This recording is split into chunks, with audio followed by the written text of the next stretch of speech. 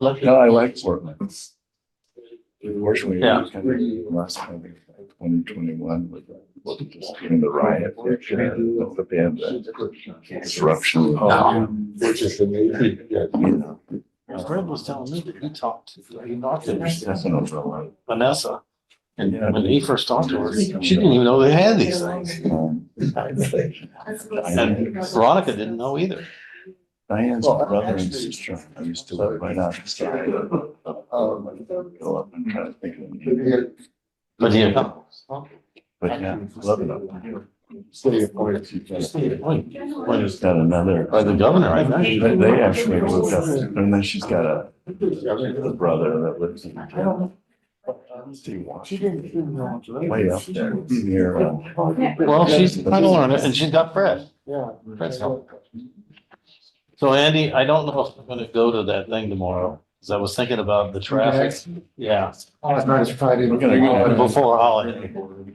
That's not beautiful. You know, it would have been good. I was gonna go last week and then I saw in the morning we can change it, so. This weekend I have a Be up there. owners get together and coming up around the pond up in Pearl. Get like, between all this like 3 gum wrappers. Yeah, But anyway, it's, so you're going up there today or? no, I was like, well, tomorrow, it's like, man, I gotta leave early. Yeah. Like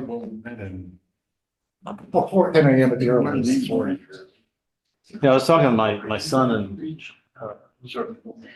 his wife. They're trying to figure out some place to visit. Now they travel all over the world. But I told them, I said, you know, one place you've got to go to is Devil's Profile. Yeah. And I remember I took one of my sons up there when he was about 16. You know how you have to park, and then you kind of have a little bit of a walk, half a mile or so. He's complaining the whole way.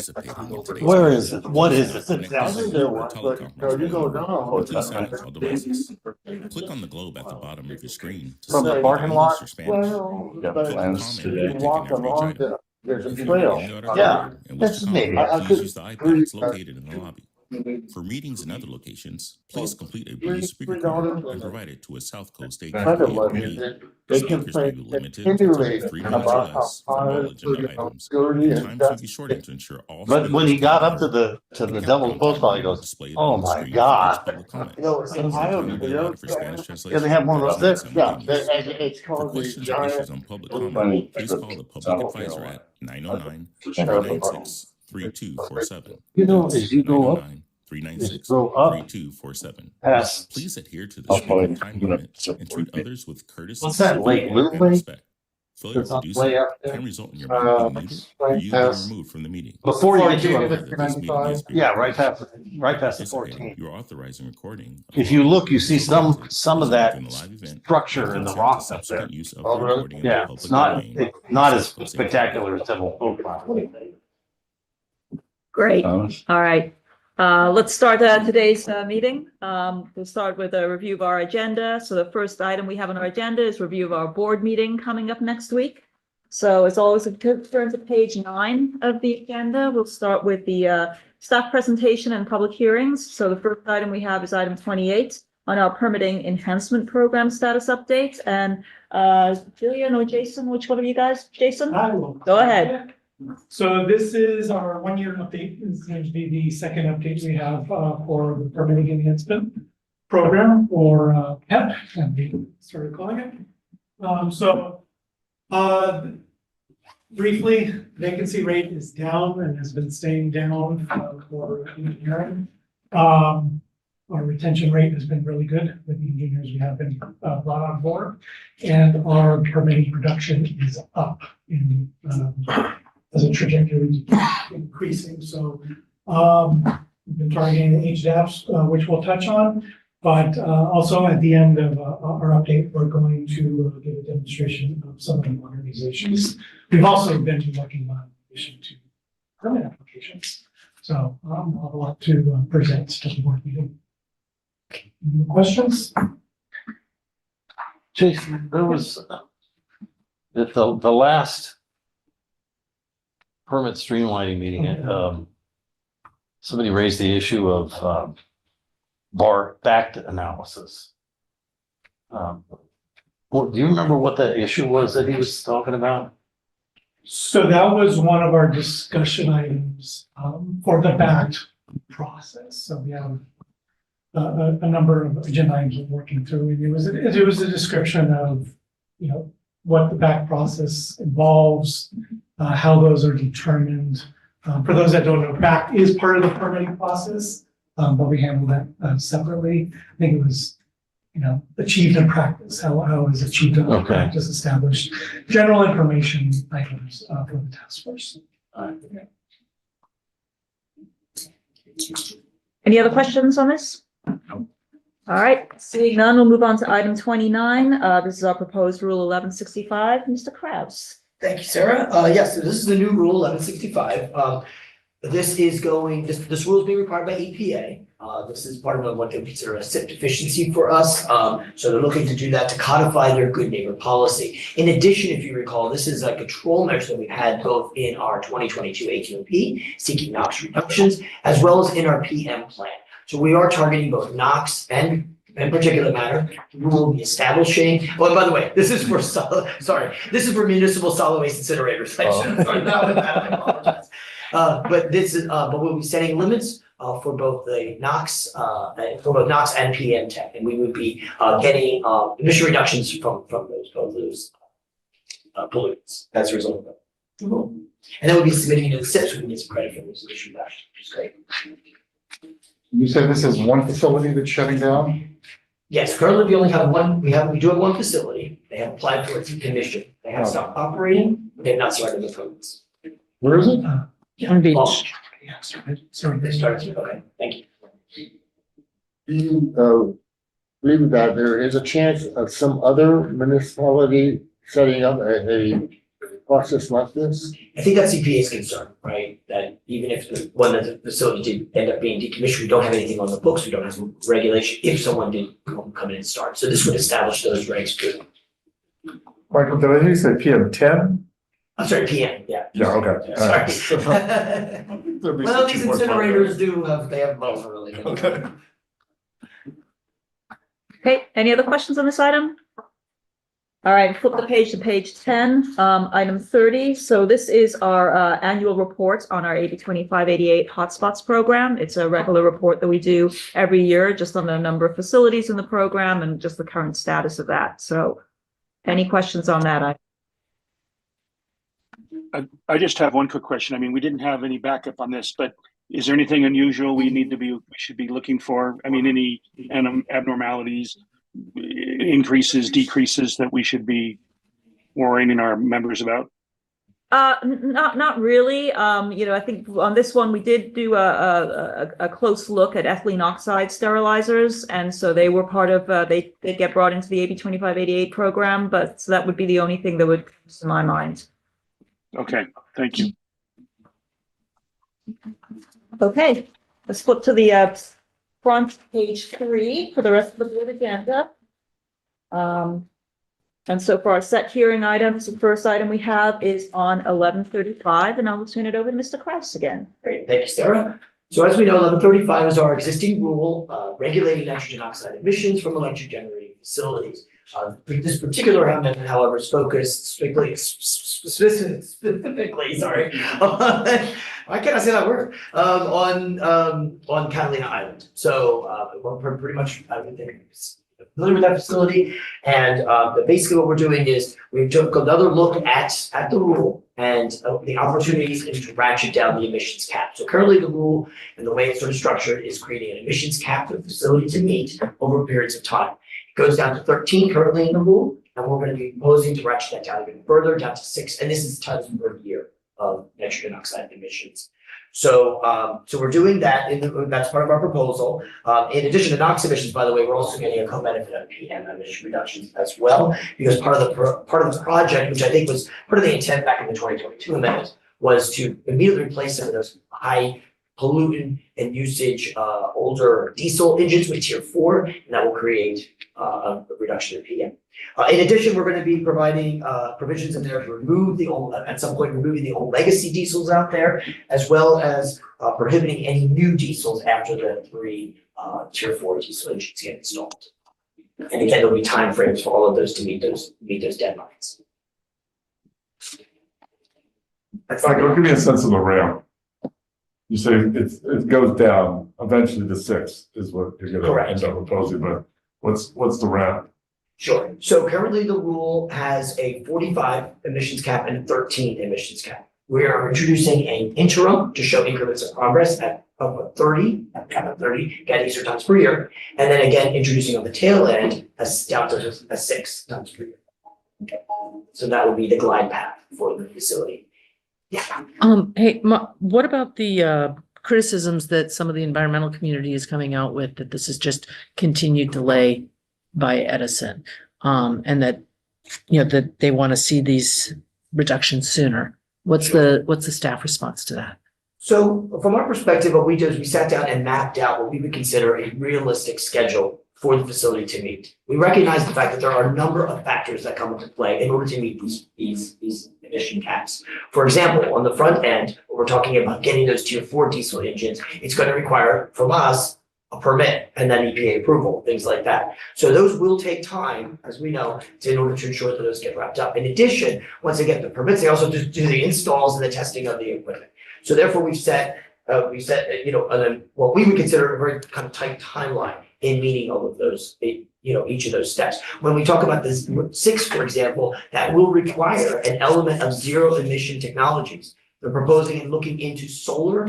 And so therefore, they're going to have to, they've already sort of have a target on a place on the island to do that, but they're gonna have to secure the leasing of that and those agreements. There's gonna need the approval of that. The Conservancy is gonna get involved, the Coastal Commission will get involved. So we recognize there is a number of steps that are gonna be required and needed to take. And we didn't want to set up deadlines by which they're not gonna be met, right? Or the facility will have to go to the hearing board. So that's, from our perspective, that's how we sort of mapped out what that glide path would look like. Yes, Ross. I looked at off the class system from 2014 to 2022, and there's been some significant up and down in regard to emissions. I know we talked about it being 50 tons, but in fact, we had a low of 43 tons in 2022. But the bad news is we've had 3 years in that stretch that were at 70 and above. Why is that such a significant fluctuation? When it's just a little Avalon? I mean, why is there, where you would increase it all the way up by 40% over the 50 tons? Do we have any answer? That's a mystery.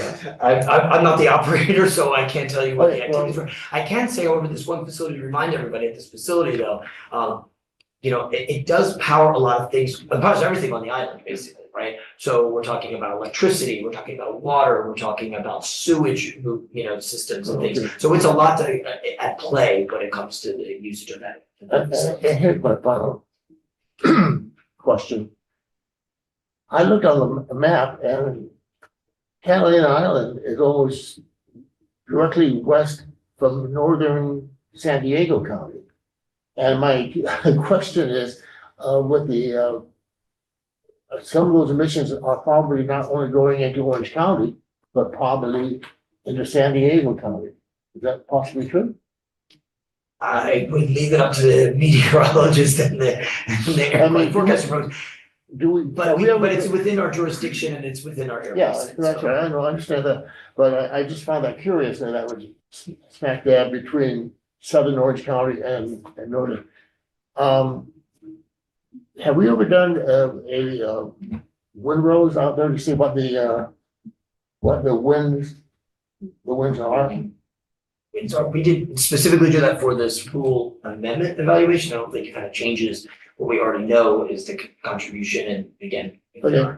Right, I mean, in general, we know what the prevailing winds look like. What's interesting about this, but I don't want to see the song 26 miles to San Catalina, but this is about 30 miles away from Orange and San Diego. And when you go offshore, or you have winds taking some of this stuff way up, significantly further out into the Pacific, where the winds are going from the east to the west, then it will reverse itself. And I find that I just found that interesting because it's an anomaly for everything else. Santa County stands by itself as an anomaly in regard to its pollution, because it can get just as it goes out, we don't even know what the wind flow is out there. It may be going north, maybe going south. Depends, but I just found that interesting.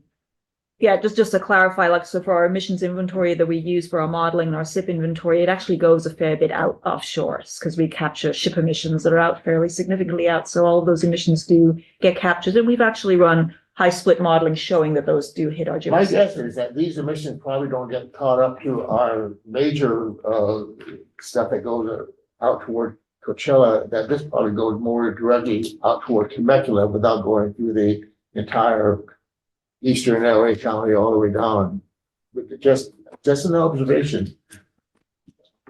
So does the whole island, is that like 6 megawatts? Is that like run the whole island, 6 megawatts? It can go up to 10, I think. So Yeah. their normal is around 5.5, but their peak could be up at 6.3. So they think solar, what, with battery storage? Correct. Batteries seem to be coming along. Yeah, again, because it's emissions cap, there's a level of flexibility of how much those scenarios could look like, but in order to, set us on a glide path that's realistic, as well as evaluating under, like sequence, social, what have you, it's about 30% solar, 50% near zero. Would And that be linear generators? generators, fuel cells, Technology to be named later. we're looking into all those options. Yes, sir. Well, no, I think you answered it already. Gonna ask, how much of it would be solar, the power generated? 30%. Yeah, right, okay. 6 megawatts would be like less than 100 acres. Way less than 100 acres. Oh, yeah. The problem is getting the conservancy to give up the land. They never want to give up the land. There's factors involved in all of that they want to evaluate. So they would lease the land, they wouldn't necessarily sell it, of course. But there's other things they've mentioned, like such as the space that I was mentioning, as well as things like the animal impacts and those sorts of things like that. All right. Let's move on to our next item for the public hearing. Sarah- We have, oh, go ahead. Sarah, just one quick question. Do you know, with the capacity, with all of the electrification of the ports, just across the channel and I know they have a port, or maybe they don't have a port at Catalina. Is there any anticipation of demand needs for all those cruise ships that stop at Catalina like almost every day, or do they not hook up to the shore, or is there any kind of anything mentioned in the EIR or any of the, does that sound familiar? Yeah, I don't believe those ships actually power at Catalina, right? There's no shore Yeah. power there. That's right. Okay. All right. Yeah. Thank you. There's been talk about it, but they've never constructed it. That's Right. right. Well, that's why I was just wondering if that was part of the discussion as far as the future demand needs. Right. Okay, let's move on to our second public hearing item. So this is for the Coachella Valley Attainment Plan. This is for the 2008 standard. It's an extreme attainment plan.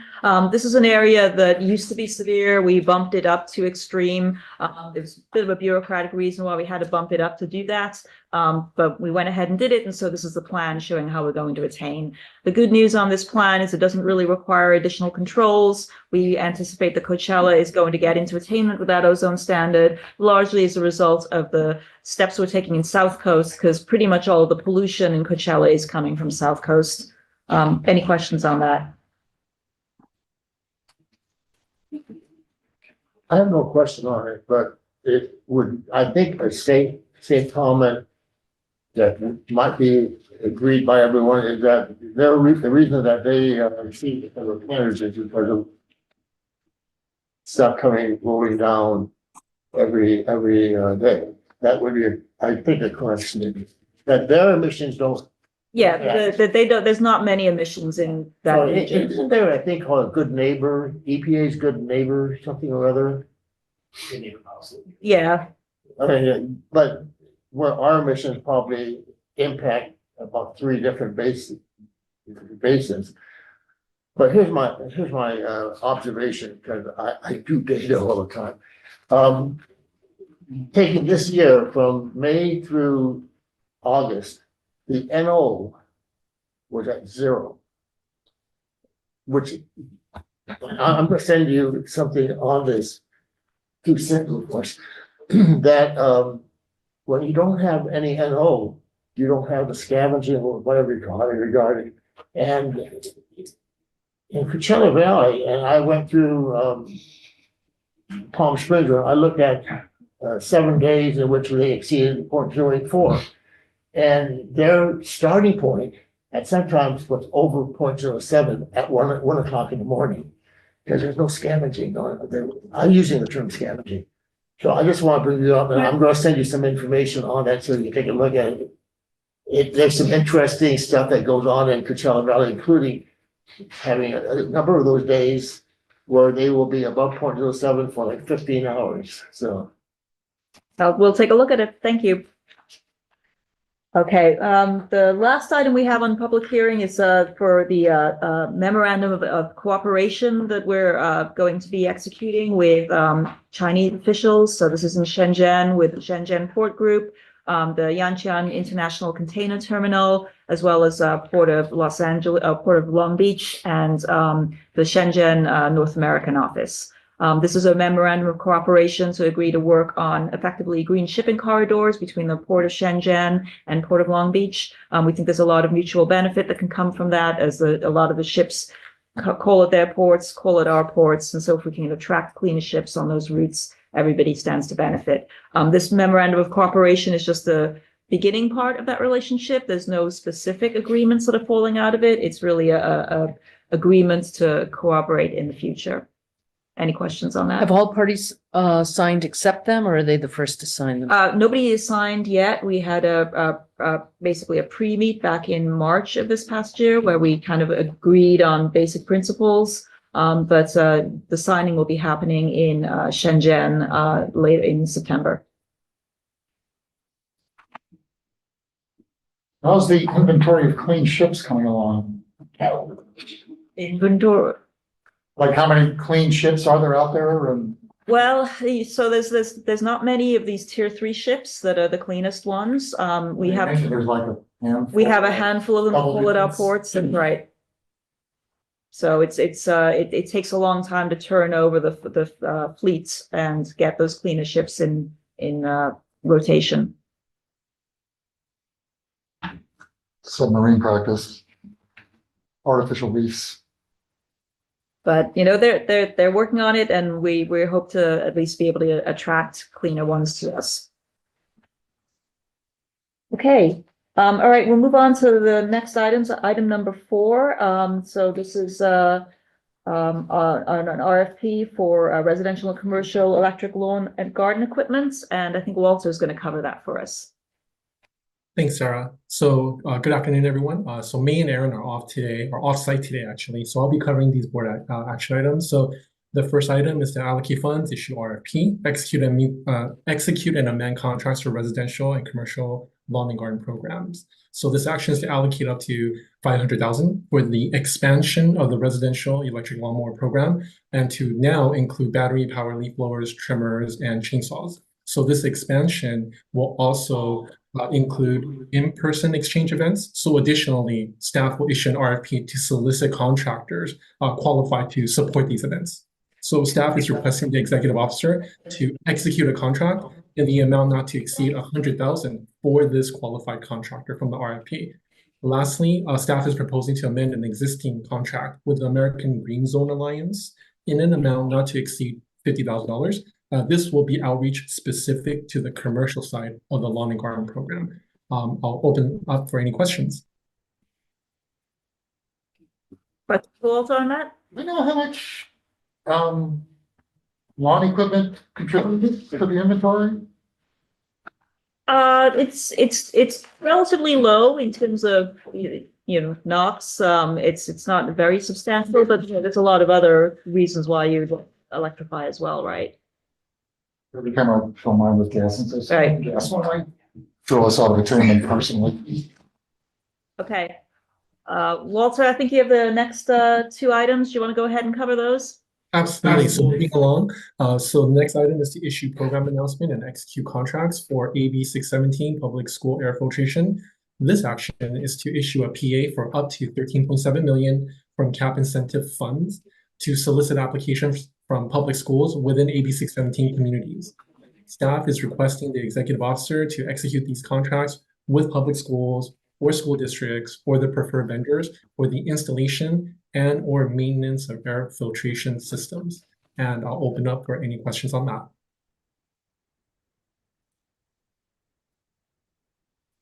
Great, hearing none, then I'll move on to the next item, which is to establish a special revenue fund and recognize revenue for implementation of the Invest Clean and Reimburse General Fund.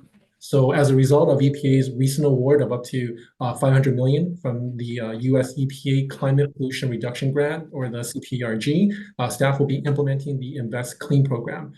The Invest Clean, which stands for Infrastructure Vehicle Equipment Strategy for Climate, Equity, Air Quality, and National Competitiveness. Sorry, it's a long one. Will focus to reduce greenhouse gases by implementing transportation measures impacting goods movement corridor, right? So staff is proposing to establish the CPRG Special Revenue Fund 90, recognize the EPA funds from up to $500 million, and to reimburse the general fund up to $25 million for administrative expenses. And with that, I will open it up for any questions. EPA going to be there with a publisher's clearinghouse check, handle all those zeros. One quick question: with all of is the training dollars going to be included? I mean, there's subcategories with that 499, so I assume that the training is going to be in that same. It's not going to be a separate fund. It will be within the capturing this. Is that correct? Oh, correct. So of the 500 up to 500 million, it includes workforce training as well as community outreach programs. And that's just going to be that's going to be all in this fund. They're not broken out into separate funds. That is correct. Okay. Thank you. Thank you. And I'll conclude it there. Sarah, back to you. Great, thanks, Walter. All right. So does that mean you guys have got like maximum flexibility with how this? I don't know, maximum is the word, it's not like. Are you guys pretty flexible about how you're gonna be able to spend the money? I think Walter. I'm sorry, can you repeat that one more time? Do you guys have a pretty good amount of flexibility about how you spend the money? I mean, it's not like each technology has an earmark or. Well, yes, according to the budget, there are allocations specific for different measures, right, in the CPRG. So, Gotcha. So we are limited, but it will not be a free for all. And Right. Yeah, thanks. There's not a lot of flexibility, Andy. We've got to comport with the guidelines, and we're still working all those issues out with the EPA right now, even as we speak. Gotcha. And also, I mean, the money is not coming all up front. Right. I know. Right. Okay. We're at this point, we're on page 6, item number 7, Mr. Kraus. Number 7, sorry. You don't have an agenda? This is on the grant for Cali Mod. Where's Heather at? Okay. All right. Okay, no, so, sorry about that. Okay, so we have a computer program right now called the CaliMod, California Emissions Estimator Model. This is currently owned by CAPCOA and is operated and maintenance by CAPCOA. But however, the model, as all computer models need, they need upgrades along the way. This model, by the way, just so you know, calculates both construction operational emissions as well as GHG emissions in various land use projects. So it's used by lead agencies across the state of California as well as environmental consultants. Okay, so it needs to be maintained. We need funding for that. CAPCOA kind of struggles with gathering those funding. So what we do is we submitted for a grant from Caltrans and was awarded that grant.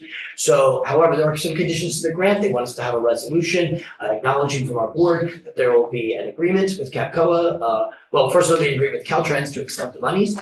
And then to spend it on the model, as well as updating our greenhouse gas handbook, and then an agreement that we will have then with CAPCOA in implementing the contract. Okay. We'll move on to item number 8, and I believe that's yours, Ron. Yeah, so this action is to authorize the purchase of Microsoft Office 365 licenses for a period of 3 years. The funds are in the first year purchase and are included in our budget. And will be included in subsequent fiscal year budget requests. So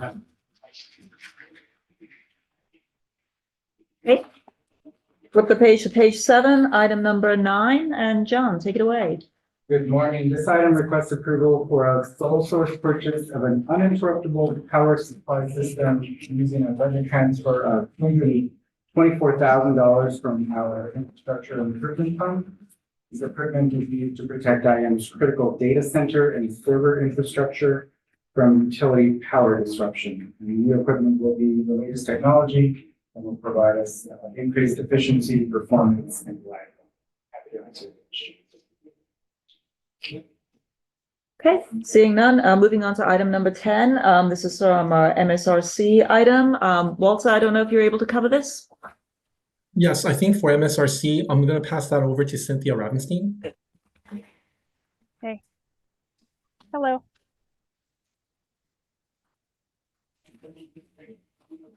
So, good morning. Hi. Have you got me? Okay. Thank you. So this item from the MSRC incorporates a number of items to do with partnerships that the MSRC has fostered. One is working with Los Angeles Metropolitan Transportation Authority to issue a joint request for information seeking projects to do a potential application for funding under the California Transportation Commission's Trade Corridor Enhancement Program. Another partnership is with the San Pedro Bay Ports. We have worked on MOUs that would facilitate them providing funding for various electric transportation infrastructure projects. And this would set the terms under which they would provide funding to support the installation of this infrastructure. So I'd be happy to address any questions that you might have. Questions for Cynthia on this? Great. Okay, let's move on to our items 11 through 19, which information only, receive and file. Any questions on those items?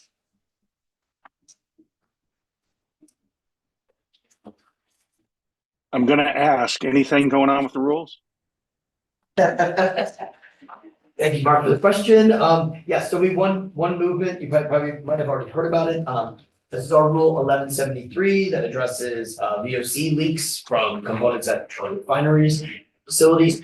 So when we're just trying to resolve two remaining key issues, we raised these at the stationary source meeting last Friday, and so we're gonna need a little bit extra time to resolve those, so we're pushing that out 30 days to go to the board in November.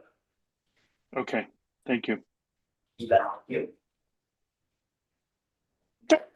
And then moving on from items 20 to 26, these are reports for committee and CARB. Any questions on these items? Carve up anything interesting? Thanks. All right. That concludes our review of the agenda. Any other questions on the agenda before we move on to public comments?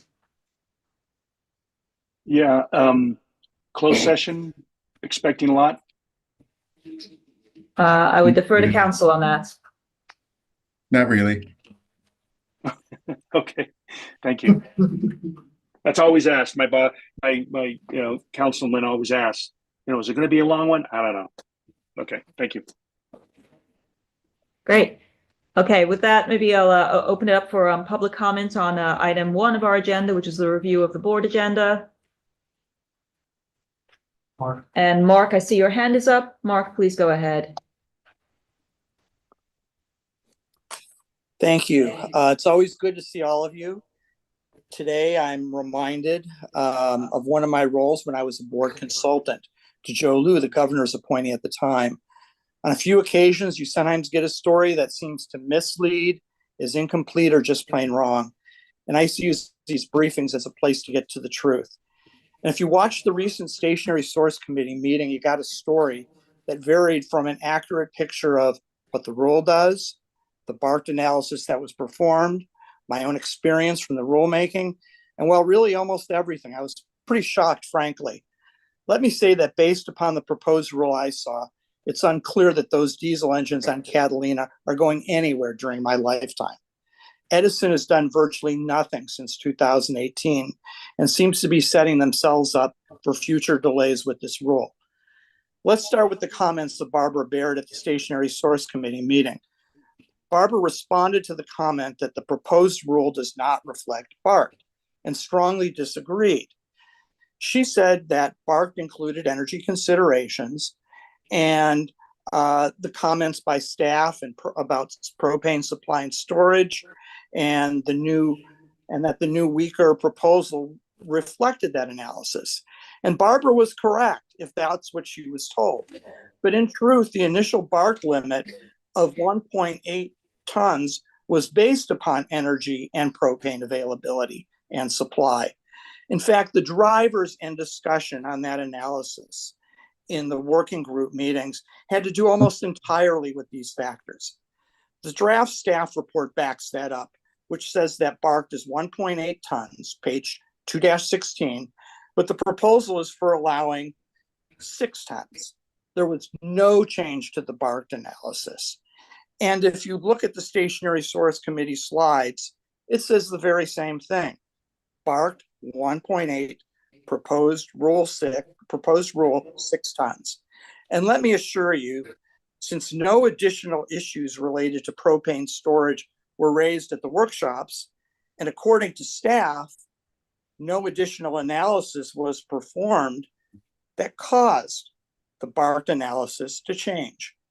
So if that report gets changed to double down on the misinformation, your board member should tell staff that they have some explaining to do. And ask the people who actually did the work for the real truth. Now, that only addresses one of the responses at the meeting. There were more questions followed by more misinformation about things like a vetting process that really isn't part of the rule. I'm happy to discuss all of these things, but my time is up, though I'd be happy to answer any questions or walk any of you through this offline. Thanks. Thank you, Mark, for that comment. All right. Not seeing any other hands for public comment on this item. Moving on to item 2 of our agenda today, any other business that folks need to raise? Andy. Just a couple of general things. I randomly got to listen to a little bit of a EPA hearing on the waiver for the advanced clean fleet rule. Just kind of, I didn't realize that was part of the process, so that was interesting. My bad. One of the interesting things was testimony from motor coach operators, because we've all been on multi-day or all-day bus tours. You know, like alternative energy doesn't work for us, so that was kind of interesting. If anybody's still interested in warehouses, AB 98 was a gut and amend this week, and imposes a bunch of rules on warehouse development. I know there's a letter going out from some environmental groups opposing it as not being restrictive enough. I also know there's a letter circulating from some cities, arguing that it's too restrictive and it's a job killer and you're usurping local control. So we'll see what happens with that today or tomorrow. And then just of general interest, I tripped over this NPR series on their On Point show about mining the stuff we need for green energy, including Tom's favorite subject. Cobalt mining in the Congo. They did a whole, I haven't listened to it yet, but anyway, just it's out there. It's NPR's On Point. It's a whole series they did on mining for clean energy. It says modern slavery. That's what it is. There you go. It really is. Okay, great. Thanks for that, Andy. One quick question, and that is, as far as new business, he did mention the AB 998. And I'd be curious. I'm sure because I did read some of the language, it references specifically the WARE program and AQMD's role in administering it and penalties. So if not at the board meeting, I imagine it'll be something that will be discussed or should be discussed quickly or at Ledge Committee, because it was a gut and amend, so there'll be a lot of quick action. So I know my board member will be interested in knowing a little bit more about AB 98. Okay. Appreciate that. Hey, Sarah, just to interject there, because I want to be transparent, we oppose that, and our representative in Sacramento noted our opposition. It impinges on our authority. It also affects our WARE program. It asks us to do monitoring that we don't believe is appropriate, nor do we have the resources necessarily do that within the timeframe that they talked about. So there's a long road ahead still, although there's not much time to get past that. I don't know, Derek, if you want to comment on the various stages of where it goes next before it goes to the governor's office. But let me just say this, the way that it was approached at the last minute of the session, giving us very little time to formally go through the process, and given all the opposition from both the business and environmental community, I'm really surprised to see this moving. Yeah. So I- it when I- was, Yeah, go ahead. heard in Senate Local Gov today. It got out 4-1, one abstention. It barely made it out by one vote. It's going to go now to the Senate floor. If it passes the Senate floor, it's got to go back to the Assembly and go to a committee. We're not sure what committee. We did meet today with Transportation, Assembly Transportation, but they were being proactive. They weren't sure if they were going to get the bill, but they were being proactive. It may go to Assembly Local Gov. 998. Yeah, and then additionally, after it goes to committee, it's got to go to the Assembly floor for a vote. And this all has to get done in 2 days. So there's a lot of work, and there's a lot of opposition to it also. Okay. No, I appreciate that update, because I know my council member is going to be very interested in this. So I appreciate that. By the time it happens, the board meeting happens, we'll know what happens with it. So Right. Okay. All right. Is the number 998? 98. Yes. Yeah, 98, yeah. 98. 98. Okay.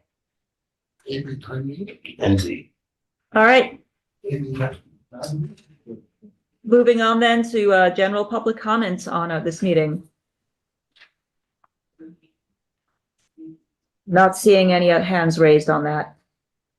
Okay, with that, that concludes our meeting. Thanks, everybody.